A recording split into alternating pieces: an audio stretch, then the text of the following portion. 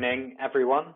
So just to start with some introductions for those of you who don't know us, I'm Will. I'm one of the founders of Bramble, and also on the call we have Scott, who is our marketing and success manager and a very experienced tutor himself. How many hours of tutoring do you reckon you've done now, Scott? It's difficult to keep count, you know. Like, I think I would say well in excess of 2,500, probably about 500 a year for the last 5 years or so. So I'm just going to start by sharing my screen and actually turning my camera off to walk through a couple of slides and then show you the kind of admin area that you as organizations and administrators have access to through Bramble. Okay, so just a couple of slides to lead in with. So today's session is very much targeted at you as owners or operators of organizations who are delivering tutoring or teaching, and now maybe having previously delivered a lot of that tutoring offline, you know, in the traditional manner with the tutor or the teacher going to the home, obviously been forced online due to recent events. So this is just a session to talk a little bit about the mechanics of just getting an account up and running and administrating your tutors and your sessions. And then we'll do a demo of how Bramble actually works, how the session app works, talk a little bit about how your tutors and students can get the most out of their online tutoring sessions. And then we'll finish by showing you the recording and search functionality, which is a real kind of killer feature and a real positive actually amongst all of this. It's an added benefit that online tutoring brings that perhaps didn't exist with the tutoring you were delivering before. So looking forward to that towards the end of the session.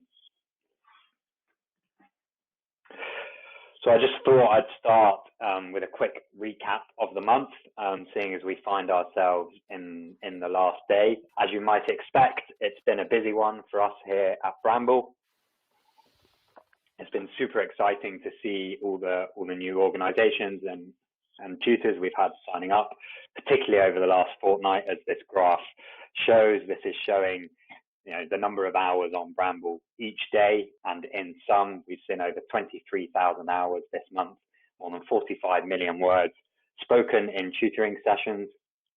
And I think one of my favorite stories at a sort of organization level was an organization we had sign up a couple of weeks ago who started their first session last Monday and have already delivered over 1,100 hours of tutoring online through Bramble.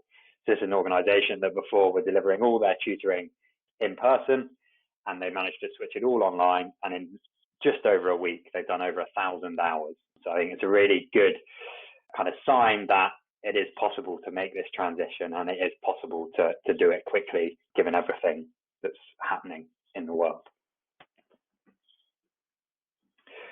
So in terms of setting up your Bramble account, the very basics at the start of the sign-up flow, I'm going to assume most of you have actually done this already. That's probably how you got on the mailing list to hear about this webinar. But if not, you start by heading to my.bramble.io/sign-up, enter your email address in there. You'll be sent an email to confirm your email address. Click on that, enter some details, and then you'll find yourself on a welcome screen that asks you what sort of account you want to get set up. So on that screen, you want to click set up your organization. If you're someone who's signed up originally as a tutor, maybe a week ago, just have a bit of a play, and you want to upgrade your account to an organization account, then you can go to your account area in My Bramble, which I'll show you later, and click to set up an organization from there as well. So you click set up your organization. We then ask you what pricing plan you want to use.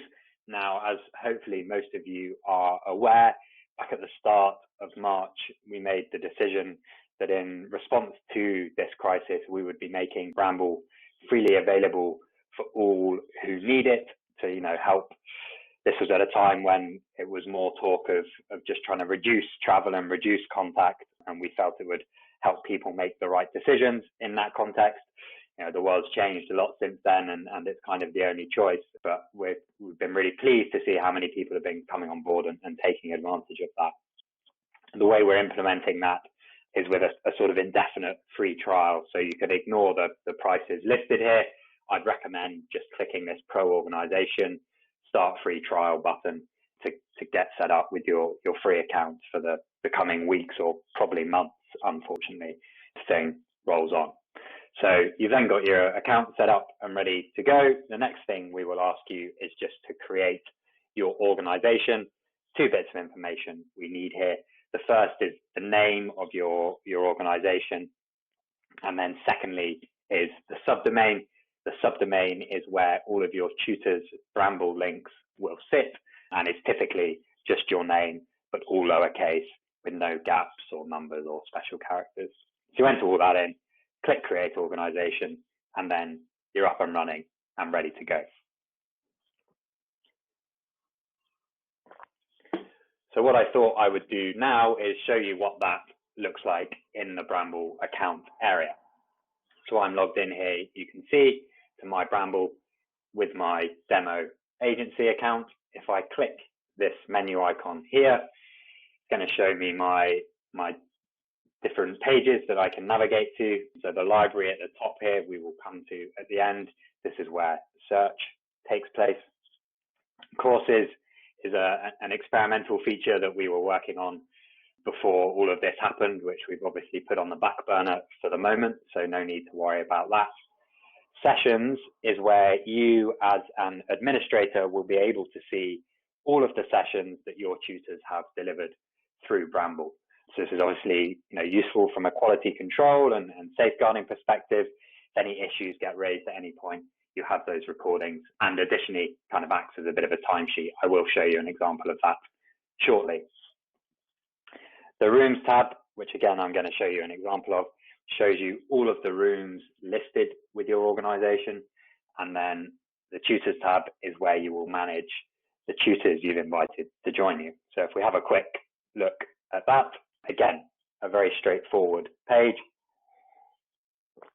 To invite a tutor to join your organization, you simply stick their email address in here. So if I wanted to invite Scott to join me, I just stick his email address in, and that's going to send an invite out to him to register a room with this organization account. He won't appear on my list of registered tutors until he's gone through and completed that registration process, at which point I'll be able to see which rooms he's affiliated with. So if we have a look now at the Sessions tab, I've just got an example over here of what that looks like, which I've edited to remove any emails, but it should give you a sense for what you'll be able to see on this tab. Now, we will talk about this in a bit more detail later when we talk about it from the tutor and student perspective, because they have access to a very similar screen. The key difference is that you as an admin user can see all of the sessions that your tutors have delivered, whereas as an individual tutor, I can only see sessions that I was part of. So we'll talk a bit more about these word clouds you can see later, but you can see we've got kind of all the vanilla information we would need, like how long the session was, when it started, who participated, even some quite interesting stuff like the number of words that were spoken. It's quite informative to look at, is a tutor talking more, is a student talking more? What does that tell us about the session that's taking place? And you've got access to the recordings and the PDFs here if you need to review anything at any point. So if we go back to the Tutors tab here and just refresh that, sure enough, we can see Scott's signed up with his account at the bottom here, and I can see the room that he's created. So why don't we take a quick look at that rooms page in a bit more detail. So what you can see at the top here is a list of your rooms. Again, this is something that tutors and students have access to as well, but that you as an administrator have greater visibility on. So you as an administrator can see every single room affiliated with your organization. whereas an individual tutor can only see the rooms that they've created or visited. So you can see the list of rooms here, and either you as an administrator or your tutors can very easily create a new room by clicking on this button here. There's a good question kind of in relation to that, Will. Do tutors get full accounts or limited accounts, i.e. can they use their accounts to deliver sessions outside of the organisations? Yes, that's a good question that comes up quite a lot, and the guidance we give and we suggest you pass on is essentially to say to the tutors, look, your account that you have through the organisation is for teaching students who you work with through us. So please don't use any rooms kind of affiliated with us to teach any other students. And if you remind them that every session is recorded and reported on, that tends to be enough to get them to follow that instruction. So just to return to this room creation flow, so I'll start again. If I click create new room here, it gives me the option to create a new room. In this case, I'm affiliated with multiple organizations because it's my test account. So it just asks me to choose which organization I want to register the room with. But you or your tutors who are just registered with you won't even see that. They will just be taken to this step, which asks them to create a room name. And this is a stage where we've actually updated our guidance recently. So in the past, the guidance was that we recommended generally that each tutor created their own room and then they shared that room link with all of their students. And that's something, Scott, that was how you used to operate, right? You had your one room link that you shared with multiple students. Yes, that's exactly how I operated. Yeah, you have to just make sure that you schedule it so that one student doesn't come in while you're still finishing off with another one. But that was how I did it, yes. And it worked very well, as long as the students knew not to come in early. Yeah, so that kind of issue of students rocking up early was something that we heard of kind of cropping up more and more as a result, I guess, of everyone moving all of their tutoring online and therefore having these stacked back-to-back schedules. We heard from a few tutors who said, I'm using the same room link, but I've got a bit of an issue because Ben's rocking up halfway through Amy's session and there's a bit of a clash. I asked Ben to leave, but it's not ideal. And additionally, sort of exacerbating that problem, we have had a number of organizations come on who perhaps are working with more vulnerable children for whom that clash is an even bigger issue. So in response to that, we've made this whole room creation flow much easier, much more accessible, and are actually changing the guidance and saying, look, we think it's a good idea if you create a room for each student. So rather than having one room for the tutor, you just have a room for each student. Then the student is the only student who has access to that link, and there's no risk of anyone clashing. So I'm going to create this room here. Typically, we would recommend using the student's name to make it easy to keep track, or first name and initial, whatever you like. I'm just going to create one here called Webinar Demo for us to use shortly. And you'll see that room's now been created and ready for us to use. Now, in terms of creating these rooms for your students, you can either let the tutors do that themselves and share the links, or you can do it at the admin level, whichever you would rather.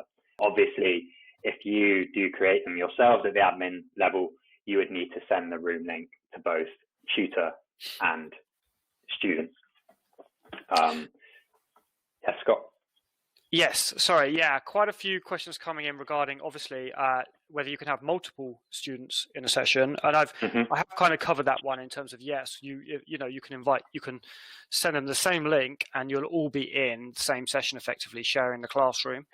We have a few about kind of access. So, can students access a room at a later time once they've left, and also, is there a way of kind of allowing for students to kind of a lock for students and not allowing them into the room to mess up a session? Could you elaborate on those points maybe? Yeah, so in terms of kind of accessing rooms, the rooms are open. The reason for that being that we kind of seek to minimize friction pretty much every touch point. We want the students to just be able to click a link and load straight into a session, especially in a world where each student has their own room. They can't really do any harm in there because they're the only person who has access to it. There's even a positive spin on that, whereby you could potentially leave some content in the room and ask the student to come back to it at a later date if you wanted to, kind of asynchronously. What was the other question, Scott? I've forgotten it. Yeah, so that was regarding the students kind of coming into the lesson, wasn't it? Yeah, so yeah, once a student has left a room, so is there a time they can come in and access it at a later date, or a later time, should I say? Yeah, so you can access, they can access the room whenever. It's kind of unusual for them to come in there outside of a session. And as I said, it's not too much of an issue if they do, if they're the only one with access to the link. And just to kind of put that into a bit of context, I've used the same demo link for every demo I've given on Bramble for about the last 4 years.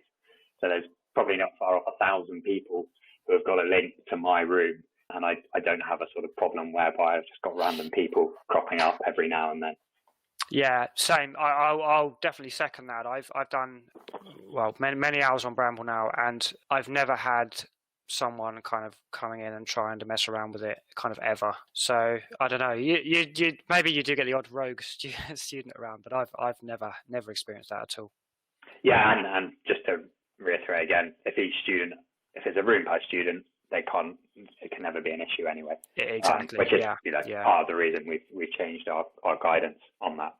So in terms of then sort of starting a session, all I need to do is send that link to my students. So I've just sent this link to Scott, and now we're both going to connect to the session, and we'll show you how the session app works in a bit more detail. So I click that link there. I'm going to load straight in. Now, the first time a user connects to Bramble, we take in the email address in order to know where to send access to the session recordings and all the rest. And then we do some quick tests on speakers and microphones to check that they're working before the user enters the session. So for the speaker test, you'll see we've got a number of animals here, and I've got a sound playing in my headphones now, and I've just got to click the animal that I can hear. Next is the microphone test. So I'm first asked to give permission to Bramble to access my microphone. I click allow there, and then you'll see this circle in the middle illuminate to show that my voice is coming through correctly, and then I can click get started to load into the session. I meant to load in without voice, so we didn't get loads of feedback, but I forgot to do that. So Scott, when you load in. Shall I load in without voice? Yes. Yes, okay. So you will have seen on that load in screen there was an option to join without voice. This is what you use if you're joining on a secondary device. You know, if you wanted to come in on an iPad or a tablet, Android tablet, you would join in silent mode. So you haven't got two voice feeds, which is what Scott's just done now to save me coming through his headphones twice and vice versa. Yeah. A couple of people, from the admin perspective, is there any way to sort and filter rooms by tutor? So there isn't at this stage any sort of sorting on the rooms tab. I mean, I guess you can just use sort of Command F in Chrome and search for a particular room, and you'll see it come up.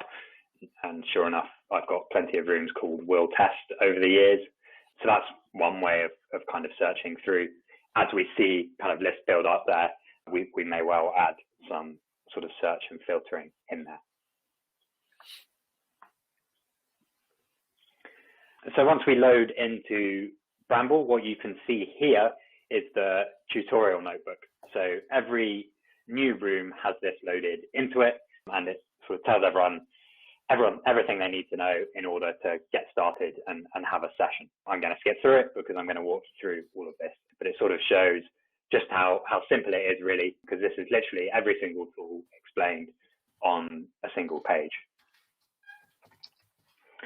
So just before we get into a sort of demonstration of the features and functionality in the Session app, I just thought I'd talk briefly about different devices, because it's a question we get asked a lot by tutors is, what equipment do I need for an online tutoring session?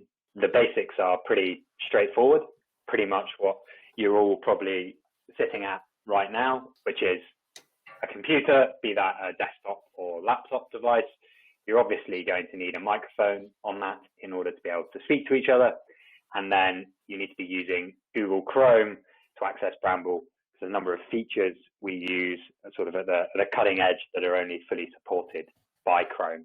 And just a note here to say, if you or your tutors are wanting, or even students wanting more info on this, then Scott has written a brilliantly comprehensive guide on our blog, which you can access at that following link, or just from our main website. So do check that out if you want to know anything about this in more detail.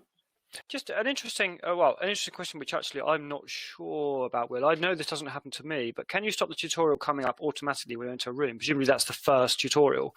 I'm pretty sure that I don't see that anymore. Yeah, so to clarify, this tutorial is the first notebook that's loaded into the room after you've used export for the first time. It's then cleared. So when you subsequently come back, it's not here. It's only the first time you enter the room. It would be very annoying if it cropped up at the start of every session. So that is not what happens. Yeah, and a very common question, and we get asked this a lot, and it's been asked here, so we may as well address it. Can you delete a room? So we don't have a particularly easy facility for deleting rooms right now. We can do it, but it's quite a manual process. And our focus at the moment is very much on onboarding and setting up new users, as you might imagine. We have got a kind of form that you can submit any request to delete rooms or revoke access that will be actioned a bit further down the line. And it is a request we're hearing a lot of, so it's something we will be looking at in the future. But right now, we think our focus should be on getting people access and creating as many rooms as possible, really.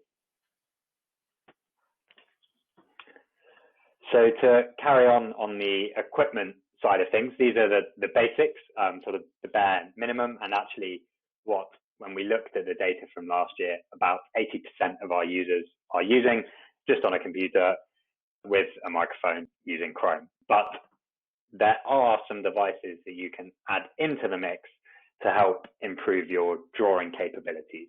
Obviously, if you're able to draw things out on the screen a bit better, then that helps to recreate that tutoring experience that maybe you're used to in the offline setting. So to start at the very basic end, even adding a mouse to your setup can make drawing a lot easier. So I'm actually just demoing via my MacBook with a mouse plugged in, and that does make it possible for me to draw stuff out a little bit slowly, but very easy to circle stuff and draw arrows and start plotting axes, all that sort of stuff, which on a trackpad alone is quite hard. So something as simple as adding a mouse can make a bit of a difference to your ability to draw stuff. Next in line is the drawing tablet. So you may or may not be familiar with these. These are graphics tablets that plug into computers via a USB port and give you a sort of pad in front of you that you can draw on, and then that's mapped to your cursor movement on the screen. And these are a really nice addition because they're quite affordable. So the one I recommend is by a company called Pablo, the Pablo Island. If you head to our blog, you will see exactly which one I'm talking about and a few comparative pictures and price point. At the last time of checking, the Pablo Island was about £35, about $50, and does add quite a lot to your ability to draw. So if you do have tutors who are going to be delivering a lot of online tutoring, it can be quite a good recommendation to them to say, look, this could be a really worthwhile investment. It's the cost of sort of a couple of sessions, and it will help to enhance your ability to draw stuff out when you're working with your students. Now, these two right at the sort of top end are less devices that we are recommending people go out and purchase, and more a case of just making the most of whatever you do maybe have available to you right now. So if you do have access to an iPad or Android tablet, you or your tutors or your students, then that's a fantastic device to add to your setup for Bramble. So the way this works, you don't need to download or install anything. You just go to the exact same room link, but open it up on your tablet, and you'll load into a session. As I said at the start, we recommend using iPads or Android tablets as secondary devices. So you click join without voice, and then you come in here, use your laptop or your main computer for voice and sharing resources, and then your iPad or Android tablet for drawing stuff out. And that really is just like drawing on pen and paper. And then, of course, if you do happen to have a touchscreen laptop, that's kind of the best possible device you could have, because you're able to run a fully fledged Bramble session with voice and recording and transcription and everything else on a single device with a touchscreen. So actually the kind of cream of the crop of these devices is the Microsoft Surface range, which is what Scott uses. So you get a Surface Pro with a pen, and you're able to draw on screen, but it's also a fully fledged computer running the full version of Chrome. Yeah, I've always found it a fantastic experience. I've had experience with the iPad Pro as well, drawing. That was also very good. But as you said, Will, it's the voice and the other kind of the fact you can use it as an everyday computer as well. I think one of the biggest benefits about drawing straight onto the screen, as opposed to drawing in graphics tablet, is excellent, but drawing straight onto the screen is it almost simulates drawing with a pen and paper on a pad, and it's a very, very nice experience if you've got two people working at the same time. Yeah, absolutely. So we had any questions on the device side of things before I get into the session demo proper, Scott? I mean, Zainab says that they use a Microsoft pen on the screen and it's very useful. Not so much on the devices.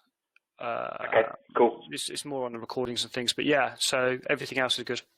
Nice one. Okay, let's crack on. So yes, the way Bramble works, we've got kind of two parts of the platform, the session app, which we're using right now, and the library and recordings, which by the sounds of things, there's been some questions about, and we will be covering later in detail. So hold your horses on that one. So the session app itself, what we've really prioritized here is speed and simplicity. We've taken as our start point really the sort of stack of papers that you would have in front of you in a in-home tutoring session, and moved that online with a very simple but highly performant set of tools. So the paradigm here is we've got this notebook that we're able to move backwards and forwards through using the arrows. If we ever want a fresh page, we just click the forward arrow and move on to the same page. Tutor and student are always kept on the same page. So if Scott were to click this icon here now to take us back a page, you see it takes us both back. And similarly, if he moves us back forward, it takes us both forward. So we always stay in sync. There's no danger of one of us looking at the wrong thing and thinking, what on earth is the other person talking about? So then within the notebook, the tool set really boils down to three key areas. So we've got the ability to share resources, we've got the ability to draw stuff out, and we've got the ability to type. So if we start with the pen tools, drawing and typing, you'll see here on the dock a pen icon, and this tells me that my currently selected tool is the pen. So sure enough, as I have been already, I can start drawing stuff out on the screen. And the nice thing is Scott can do exactly the same thing at exactly the same time. So we can both be drawing stuff at the same time, working together on a problem, much like we would if we were sat across from each other.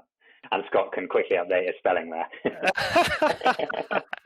Yeah, I just noticed that.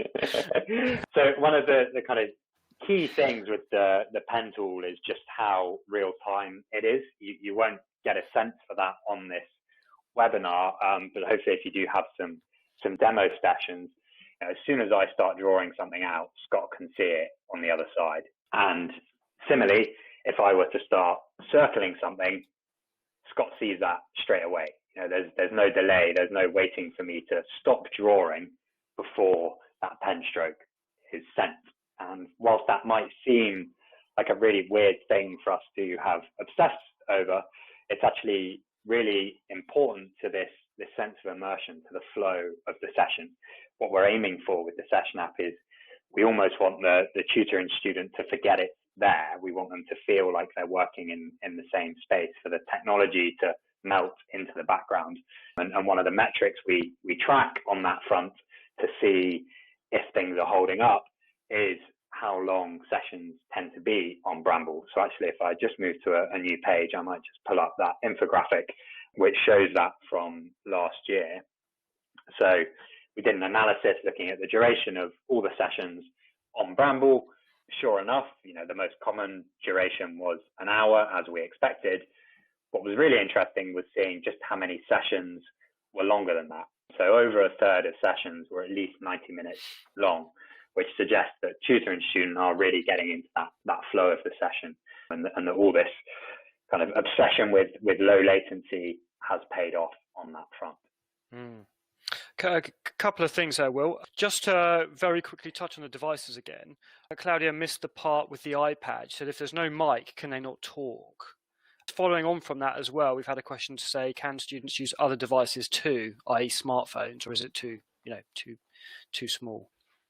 Yeah, so our kind of overall vision is that you can access Bramble on any device. So if you do just have an iPad, or even just an iPhone, or just an Android phone, you can come in and have a full Bramble session with voice, with the notebook, with video. The reason we recommend using iPads and other tablets as a secondary device is just that they tend to offer a slightly less reliable voice experience. This is especially pertinent right now with just sort of sheer amount of internet activity we're seeing across the board. Is we think it makes sense to, where possible, try and optimize the device you're using for voice. So if you have access to a computer and a tablet, then use both. If you've only got a tablet, then you can just use that. You can still have a full lesson with voice and all the drawing and recording. And even students, if they were just to have access to a smartphone, they could just use that. The reason we don't really recommend it is twofold. One, they're obviously on a tiny screen, probably limits their ability to interact in the session. They could probably sort of sit in receive mode and have the tutor talk something through, but they're not really going to be able to draw stuff out or type stuff out themselves if they're just on a phone. And then the second one is just the sort of environment that they're likely to be in if they're just on their phone.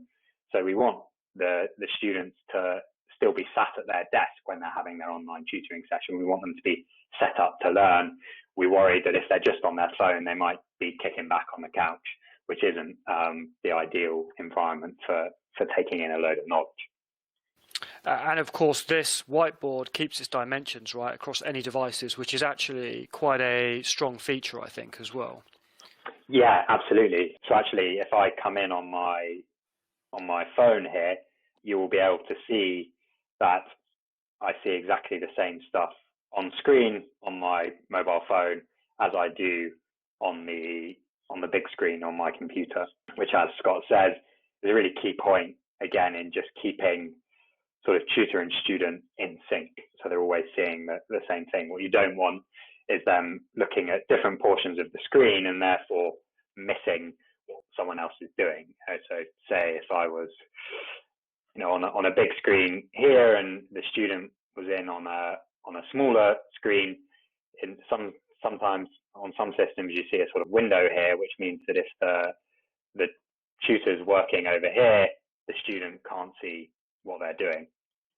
Whereas if I come in on my phone, I'm just going to input this URL quickly. You'll be able to see that I can sort of draw in the four corners on my phone, and that maps to the four corners on the computer. Now you can see just changing the page, and on my phone, I'm going to draw in the top corner here. So I can see every corner of the screen Yeah. And if I upload something from my computer, I'm going to see the whole thing on my phone. So I'm in on my phone now. I can sort of try and circle this, but as I sort of alluded to earlier, quite difficult to do that on your phone. So it's probably more a case of just being in receive mode if you are having to run a session just on the phone. And just to verify, I can see that on my big screen on my PC, kind of pixel perfect, and on my iPad Pro, which is a much smaller screen, and it's auto-sized on both. So same dimensions, really, really useful.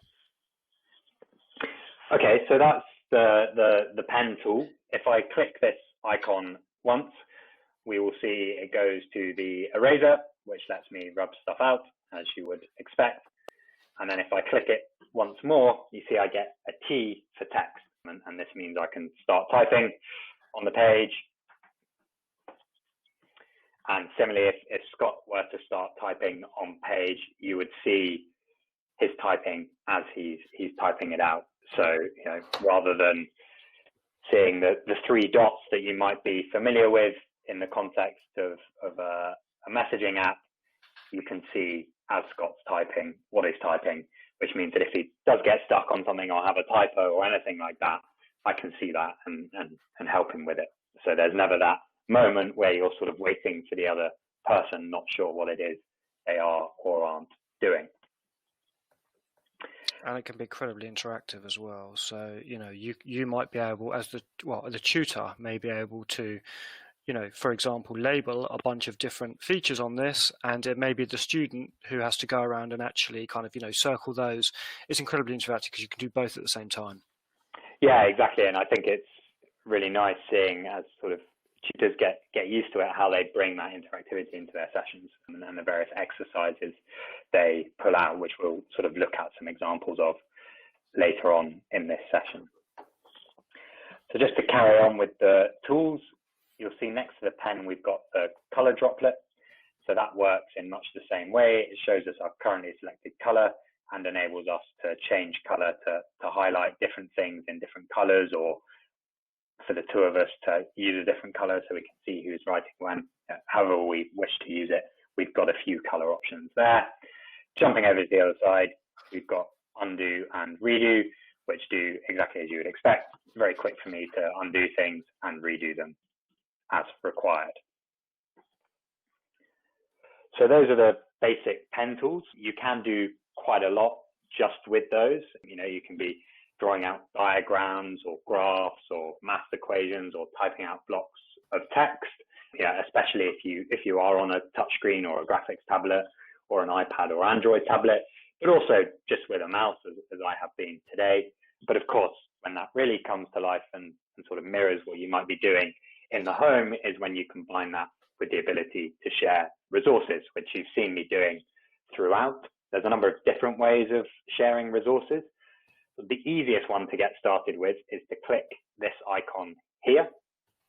And what that will do is give me the option to share resources from my device or from my sessions. If I click from device, it's going to open up my file explorer. I can go here to my resources folder, and then I can choose any image or PDF from my computer and upload that directly into the session.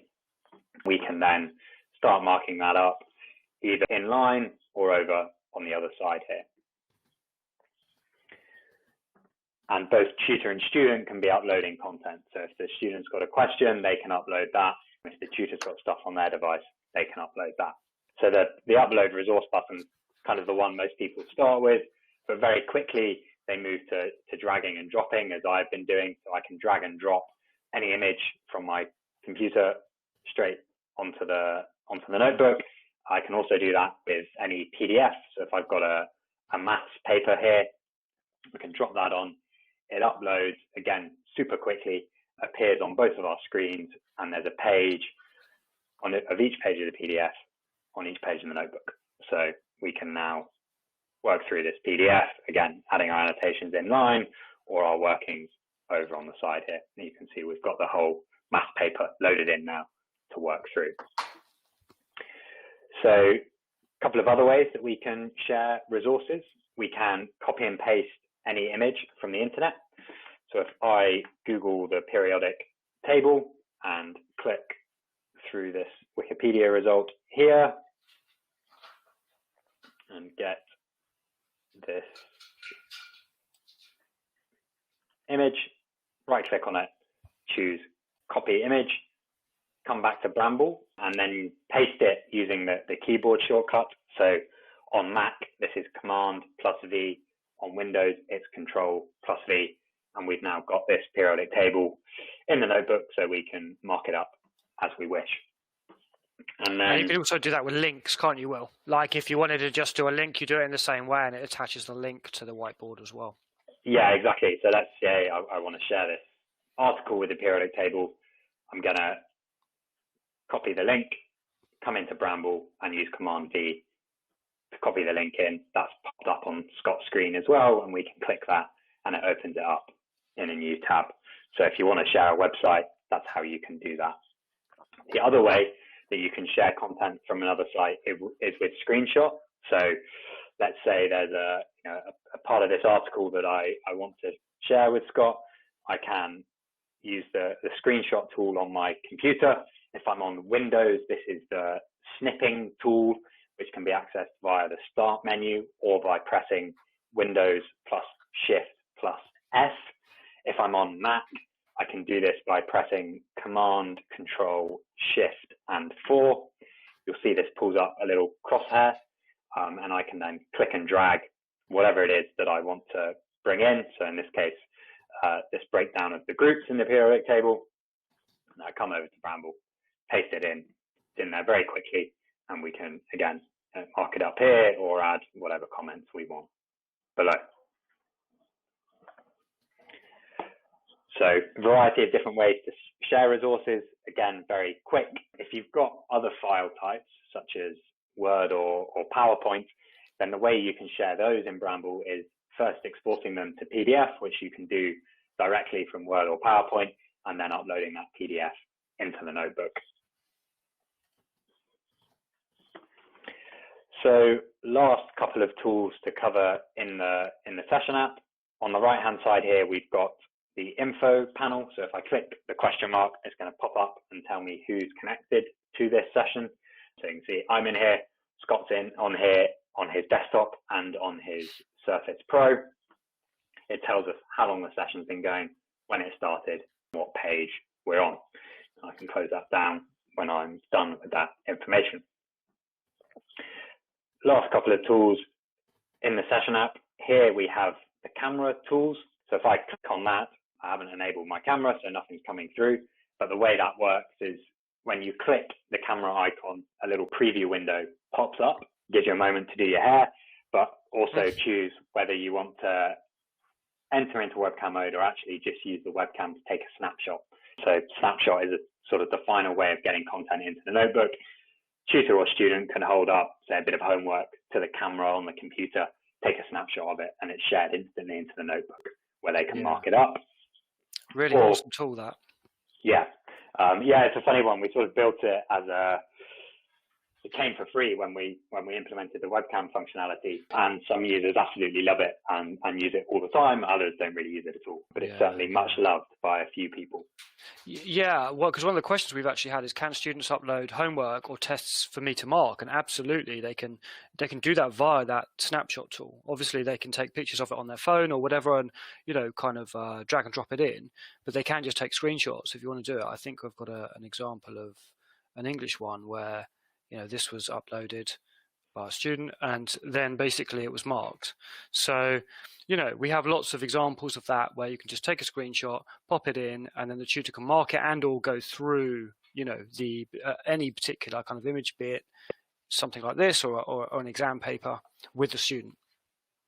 Yeah, definitely. So the student can either do that via snapshot or they can take a photo on their phone, either upload it directly from their phone or get that onto their computer and then upload it from there. And then, of course, the other functionality we would have, had we both joined with voice and therefore had a media connection, we'd be able to click on this and go into webcam mode, whereby Scott and I would be able to see each other on screen. Typically, we see this used at the start and end of a session, just to say hi and bye. and then the majority of the session takes place in the notebook, as that's where the action happens. Now, I did get a question, Will, the inevitable kind of elephant in the room question, and that I think was a maths tutor saying, in terms of why this modal approach, because he wants to be able to see potentially if a student is cheating by using a calculator. How will he know? Devious folk, these students at times. Yeah, these students, honestly, I think I've been very lucky with my students so far. You hear a lot of this. So the reason we took this modal approach was actually feedback we got from a mix of tutors and students saying that they liked the fact, kind of when we were prototyping all of this stuff years and years ago now, that when they were in the notebook, they were 100% focused on what was happening in the notebook. They weren't distracted by what was going on behind them, or what their hair looked like, or whether they'd done their makeup that morning, or what their concentrating face when they're struggling with an algebra problem looks like. So that's kind of the primary reason we've taken this modal approach. The other benefit it brings is around bandwidth and finally makes for much more efficient session recordings as well. So just to finish off in the session app, we like to show some examples of real sessions that have been delivered over the years to hopefully bring it to life in terms of how these tools have been used in a tutoring context. So this is an old example now, but it's still got some really nice ones in here. So you can see sometimes people are just drawing stuff out by hand. Other times they're bringing in resources and marking them up, or be that an essay or a past paper question. Down here, we've got an example exactly like the one that was asked about earlier, with a student uploading a piece of homework. I actually really like this one because these are just users on a laptop. They haven't got access to a touchscreen, which maybe these guys over here have.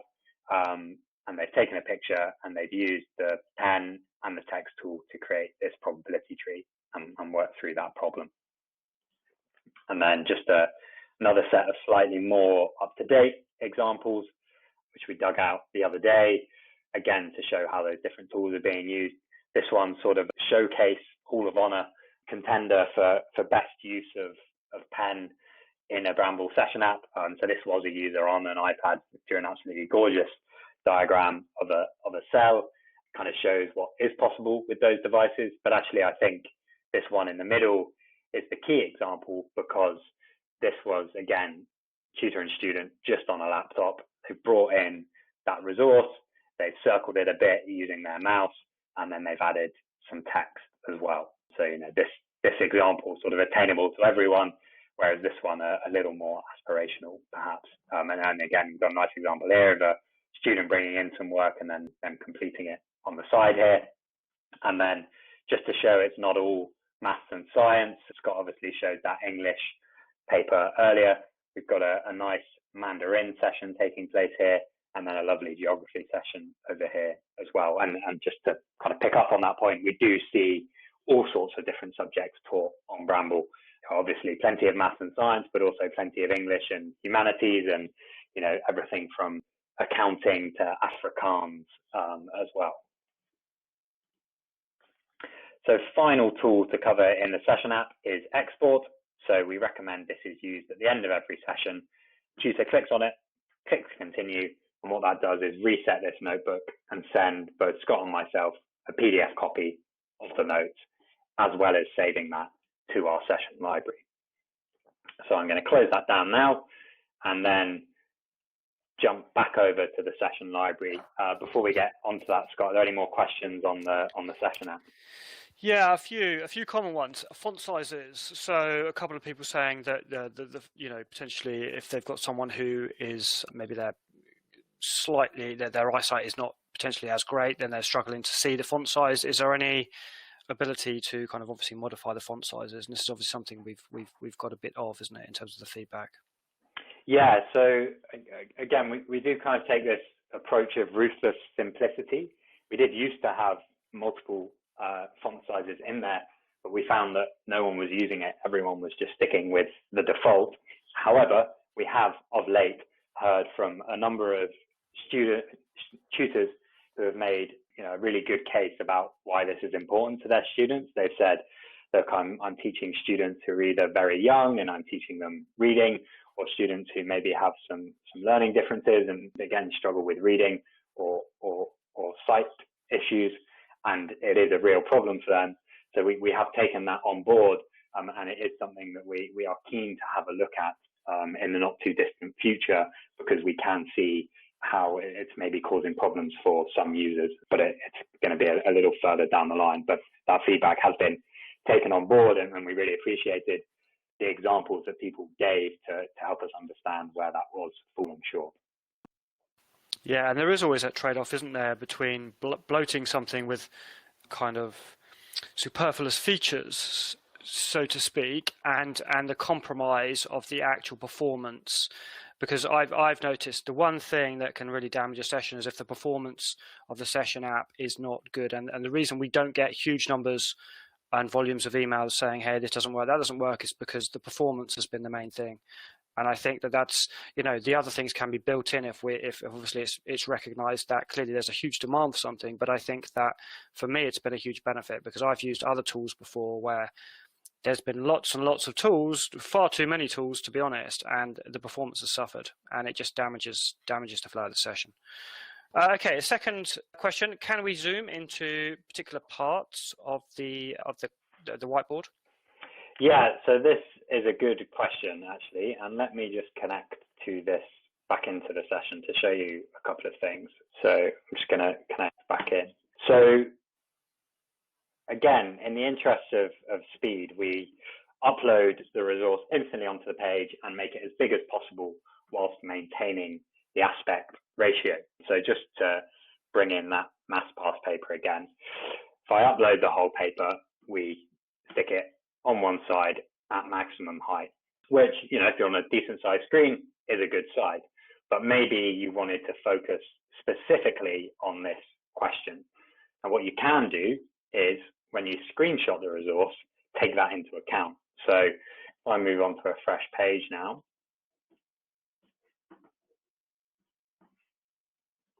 and open up this mass paper, rather than pulling the whole paper in, what I'm able to do is take a screenshot of exactly what I want and effectively zoom in on it.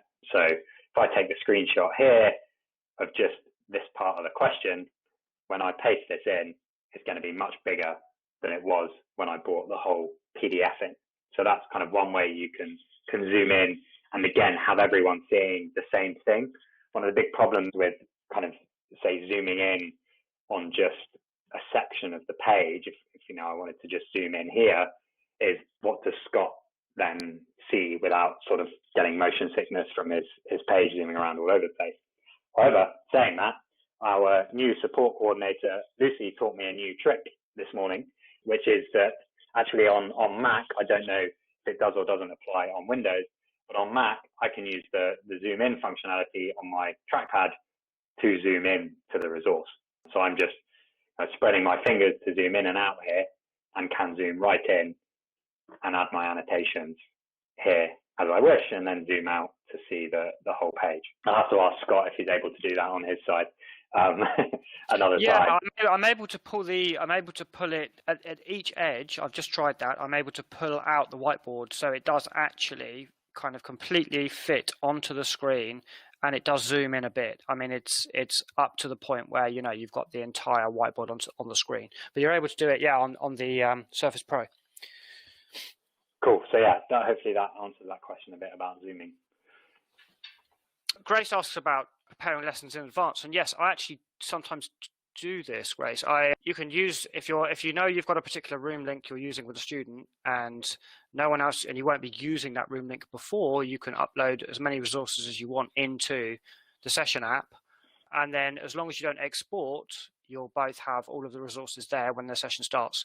The student, sometimes I've had students, if they ask me and they know that I'm not going to be using it before we have a session, they've uploaded stuff in as well. If they want to pre-upload exam questions to save time, that's also possible.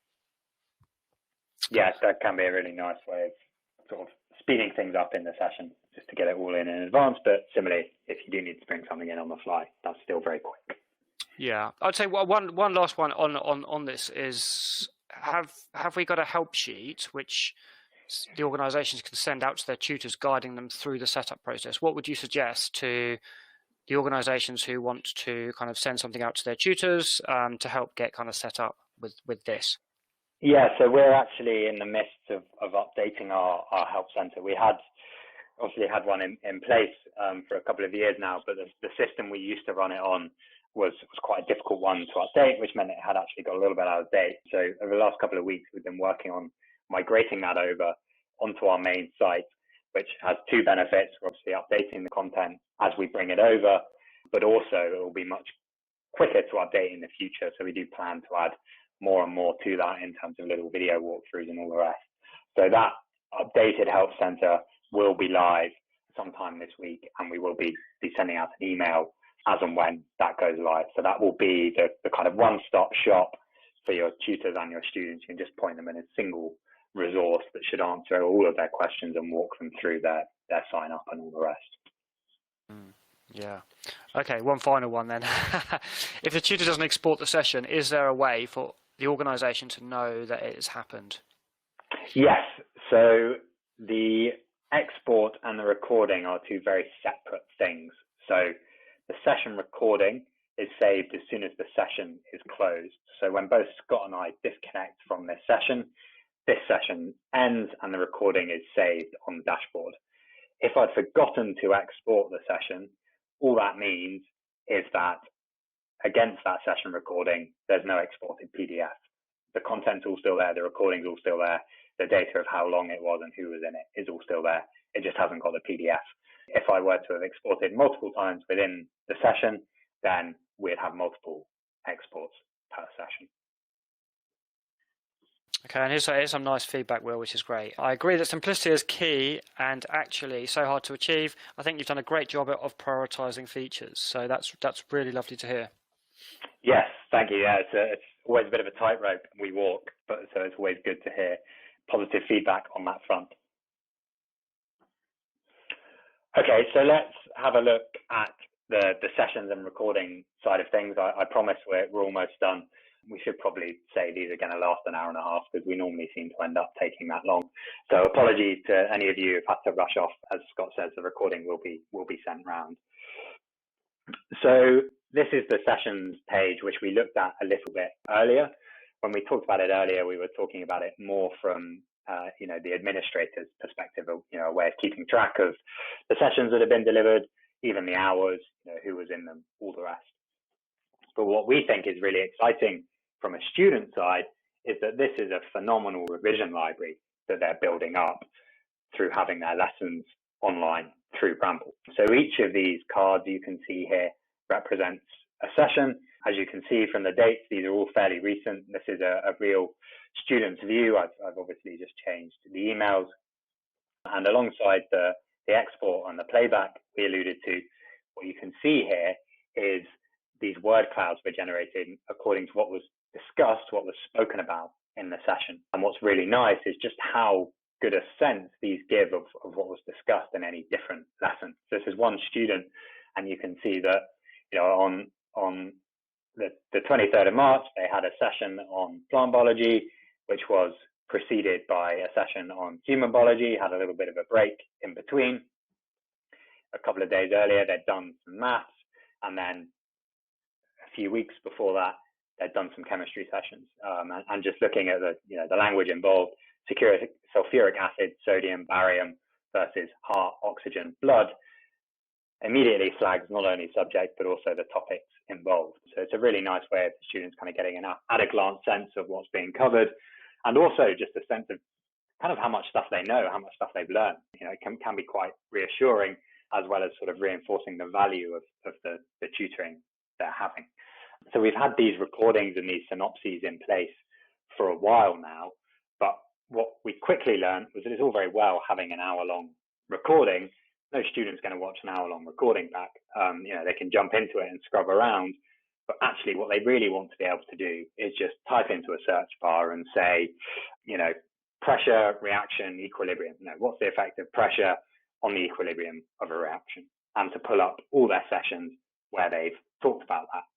So that search functionality was what we spent the majority of last year building and released earlier this year, is what we think really sort of unlocks the full value of online tutoring and those session recordings, and is that value add that I alluded to earlier.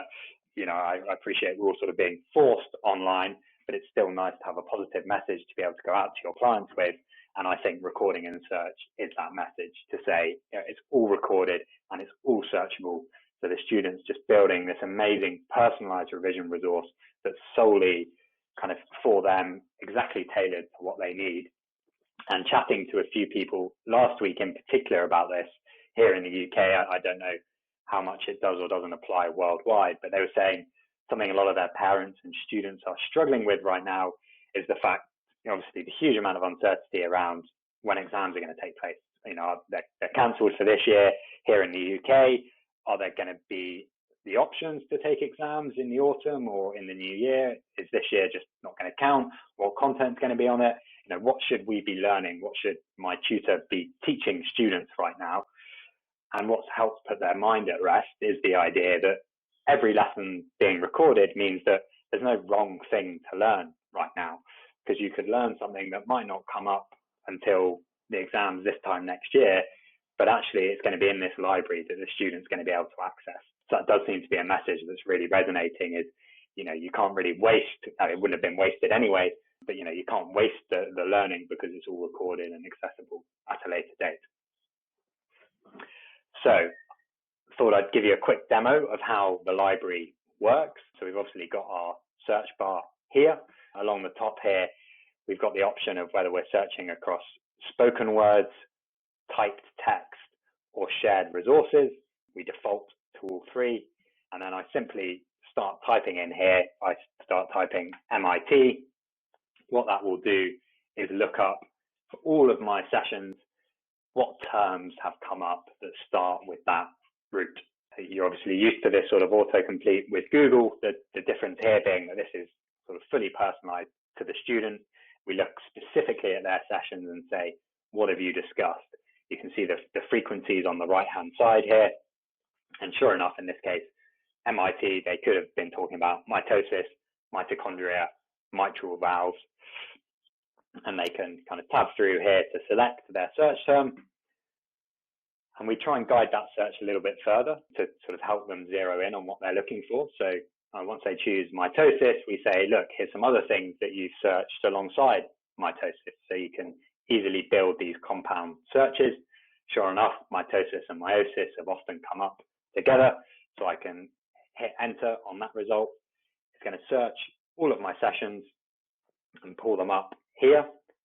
Sure enough, that's been discussed 41 times across 15 different lessons. Each of those sessions shown here, and we rank them according to the most popular session, the one with the most hits. We pull out the synopsis here so we can see a bit of context around that session. If I click on that, it'll open it in a new tab. Sure enough, meiosis and mitosis came up quite a lot.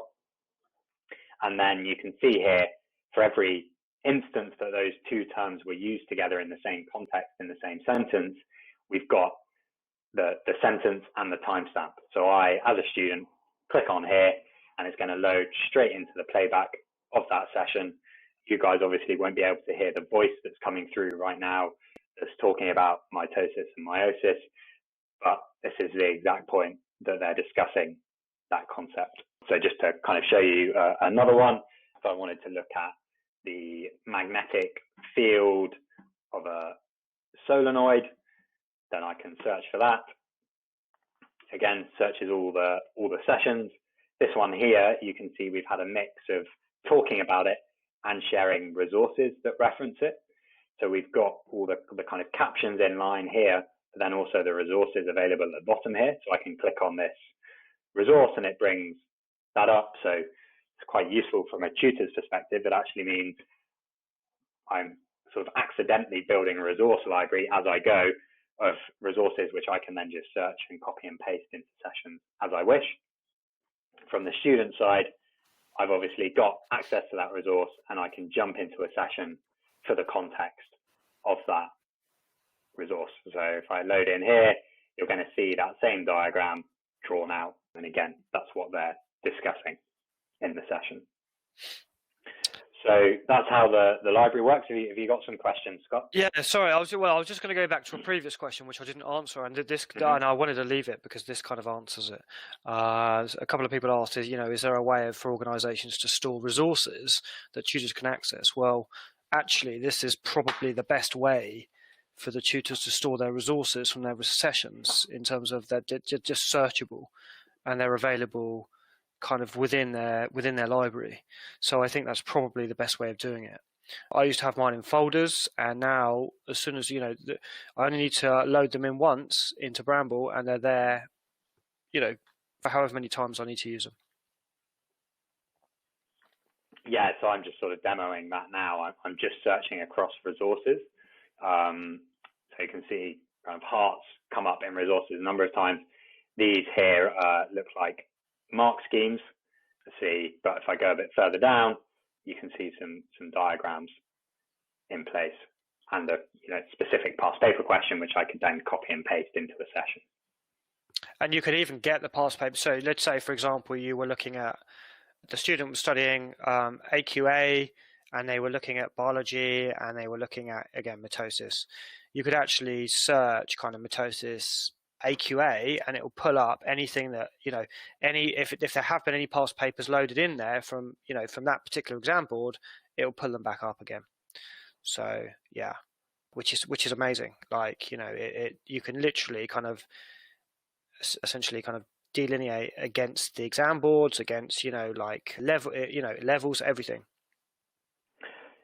So just to sort of finish off on the search demo, something we always do, which is normally quite fun, is ask for audience suggestions.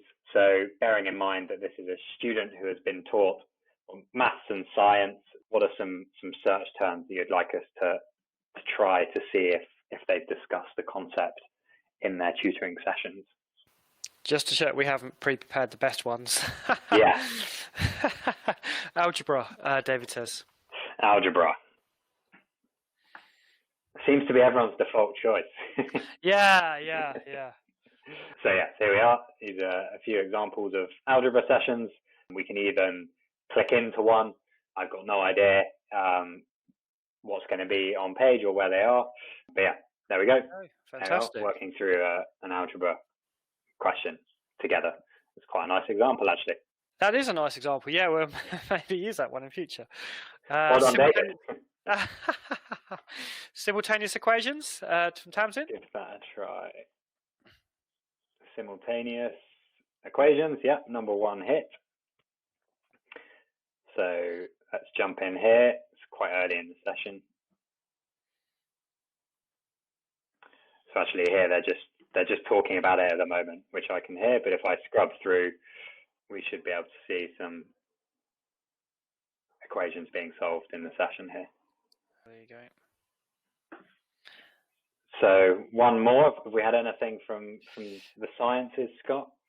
From the sciences, we've got another maths one. Anyone with another science term? I'm a biologist myself. So any biology terms? Fallen on deaf ears. Oh, okay. Electromagnetic waves. There you go. Electromagnetic waves. Okay. That might be. There we go. Electromagnetic effect, motor, wave. So just come up a couple of times for this student, maybe a slightly more advanced level than they're at right now. But yeah, hopefully that's sort of a nice demo. I think one of the things we found quite amazing is just kind of like how much content the student gets in there and just what a rich resource it can be for them.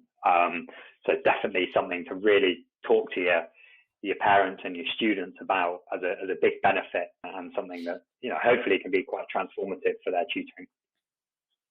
Yeah, no, exactly. We've had one question actually, which is actually quite an interesting question. Can you write equations chemistry, e.g.? Yeah, so let me see. I don't know if there'll be any examples in this library, but I know I've got some. There was one on this. I probably have in mind. Let's see. On this page here, this is an example here of a chemistry equation being worked on. There's loads more examples flying around. I don't have them to hand. But yes, we see it used a lot for drawing out organic reactions in chemistry. Yeah. Yeah, perfect. Okay, then. So that's a sort of full demo of the platform. We started at the beginning looking at setup and how you invite tutors and create rooms, then did a walkthrough of the session app, and we finished off now with the recording and search functionality. So probably got 5 or 10 minutes before we'll sign off. So have we got any final questions we want to answer in that time that have come through, Scott? Yeah, so a couple more actually about what you can link to. We had one earlier about, kind of uploading things like Word docs and Excel docs, and I suggested that really the best thing to do is to take screenshots. You can't upload them directly, can you, in terms of Word documents, Excel documents, and videos? Well, so my sort of best advice for Word and PowerPoint is to export to PDF and then bring that in. That's what I'm just demoing quickly now. So, well, here we go. Here's a webinar, set of slides from the webinar, which I've got as a PDF. So I just exported it to PDF, and then I can drop this PDF into the notebook, and that's going to upload the slides. And you can see, the same orientation, roughly the same dimensions as the notebook, and we've got a page on each page. Similarly, if you've got a Word document, you can turn that into a PDF and upload it. But instead of it having this landscape layout, you're going to have the Word document here. So a nice way of getting essays in or anything you've got in Word. Excel, screenshots the best bet, because as anyone who's ever tried to print something from Excel knows, sort of defining where a page starts and finishes is a bit of a nightmare. So you're better off just taking a screenshot of the cells or the graph you want to bring in, and then pasting that into the session. Yeah, no, fantastic. Can you delete images which have been uploaded? Yeah, so you can undo an image upload. So if I, again, grab an image from over here, let's bring in just this screenshot that I went through earlier. So I can drop that in there. I can just click undo here, and it's gone, and redo it, and vice versa. If for whatever reason I can't get rid of it, I can just move to a new page. It's okay for this to be a sort of working notebook and have a few scribbles and a few dead pages in there. It's something that sort of emerges organically in the context of teaching a lesson. So don't worry about it being too pretty. The student will be able to find the highlights through search. It's kind of part of the beauty of that you don't have to worry too much about delivering the perfect session, which none of us are ever able to do if the delivering webinars has taught me anything. Yeah. Last time we had to default me screen sharing on my side, didn't we? Because of Okay, could you very quickly again, just show everyone how to create a different room for the students? Yes. Now, the tutors control this, don't they? Or can the students do it? Will? So students can't. They don't have access to sort of room creation, but tutors and admin users do. Yeah. So here where it says create a new room, I, as an admin user or tutor, click that link. If I'm affiliated with multiple organizations, it will ask me which one I want to create the room under. And then it asks me for the room name, which is where I would input the student's name. Click next. And that's created that room link. If I go back to my rooms tab, we'll see that room link there.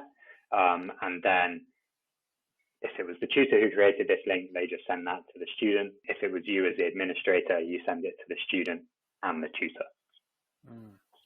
And on that actually note, who has permission to delete the session recordings? Is it the tutors or the admin or the students? Yeah, so I mean, our kind of general guidance there is that people shouldn't really remove recordings. They're there for many good reasons, from the kind of revision to the safeguarding side. The permission to remove a recording is controlled at a tutor and student level. So essentially the logic is recordings can only be removed by a participant in in that session. So I can't go about removing Scott's sessions as his administrator. Only Scott or his students can remove those. Yeah, okay, great. Can a student keep working on a notebook after the tutor has left the room, or go back in later when the tutor isn't there, and then send what they've done to the tutor?